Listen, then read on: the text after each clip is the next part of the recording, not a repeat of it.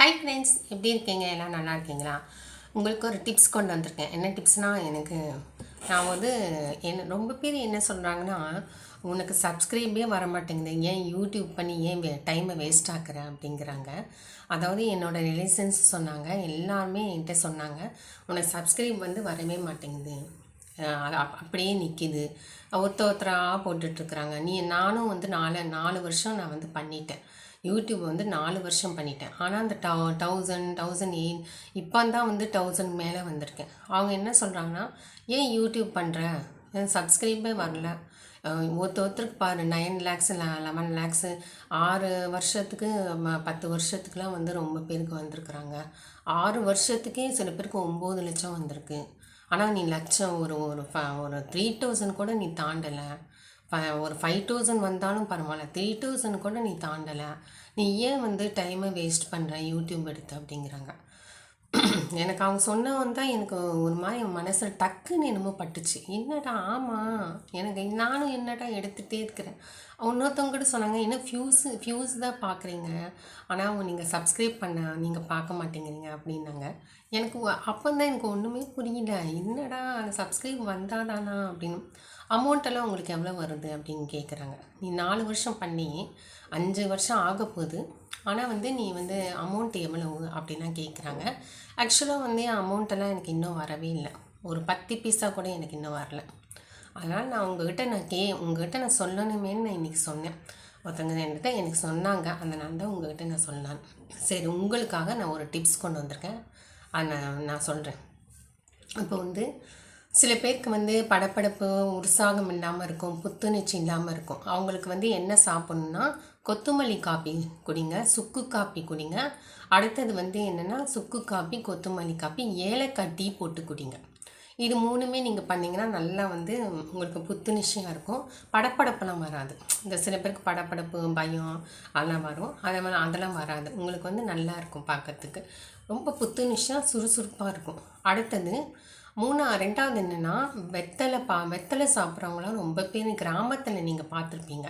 வெத்தலை, அதில் பாக்கு சாப்பிடுவாங்க.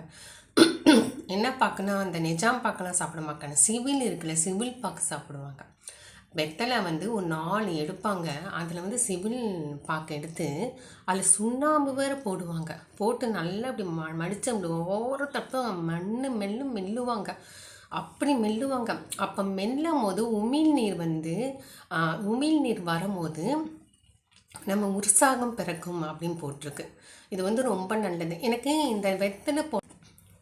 எனக்கு இப்போ வெத்தலை போடுறவங்களாம் பார்த்தேன்னா, அவங்க ஸ்ட்ரிக்டாக இருக்கிற மாதிரியே இருக்கும். எனக்கு எப்படின்னா, ஒரு வெத்தலையை போட்டு இப்படி பார்த்து இப்படியே பார்ப்பாங்க, எங்கே போகிறீங்க, எங்கே வரீங்க அப்படின்னா ஒரு மாதிரி ஸ்ட்ரிக்டாக இருப்பாங்க. அந்த குடும்பத்துக்கு அவங்க தான் ஒரு ஒரு திண்ணையில் உட்காந்துக்கிட்டு ஒரு வெத்தலை போட்டு ஒரு பாட்டி உட்காந்துட்ருக்கோம், டக்கு டக்கு டக்குன்னு அடிக்கும். அது சாப்பிட்றவங்க அவங்கள பார்த்தாவே ஒரு நிஜமாகவே சொல்கிறேன், அந்த பாட்டிக்கு ஒரு 80-85 வயசு இருக்கும் போல இருக்குது. புத்துணர்ச்சியாக பேசுகிறாங்க, புத்துணர்ச்சியாக இருக்காங்க, தைரியமாக இருக்காங்க, நல்லா நடக்கிறாங்க, நல்லா வேலை செய்கிறாங்க. அவங்க வெத்தலை, பாக்கு, சுண்ணாம்பு போட்டு தான் சாப்பிட்றாங்க. அது நிஜாம் பாக்கு இல்லை, சிவில் பாக்கு. அது போட்டு நல்லா போட்டு மெல்லு போட்டு சாப்பிட்றாங்க. அவங்கள பார்த்தாவே ஒரு ஸ்ட்ரிக்டாக இருக்கிற மாதிரி இருக்கும். பேசும்போது அவங்க ஸ்ட்ரிக்டாக பேசுகிற மாதிரியே இருக்கும். அவங்க ஒரு யதார்த்தமாகவும் பேச மாட்டாங்க, ஸ்ட்ரிக்டாக பேசுகிற மாதிரியே இருக்கும். எனக்கு அவங்களெல்லாம் பார்க்கும்போது எனக்கு வடிவுகரிசி அம்மா ஞாபகம் தான் வருது. முதல் மரியாதைன்னு ஒரு படம் வந்தது. அதில் வடிவுகரிசி அம்மா நல்லா அந்த வெத்தலை போட்டு ரொம்ப ஸ்ட்ரிக்டாக இருப்பாங்க.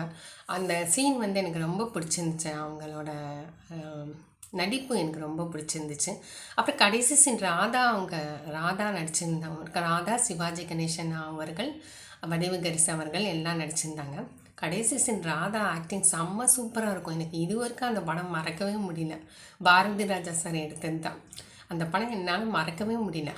அவங்க எப்பவும் வெத்தலை போட்டு போட்டு அப்படி மிரட்டுற மாதிரியே பேசுவாங்க பாருங்க.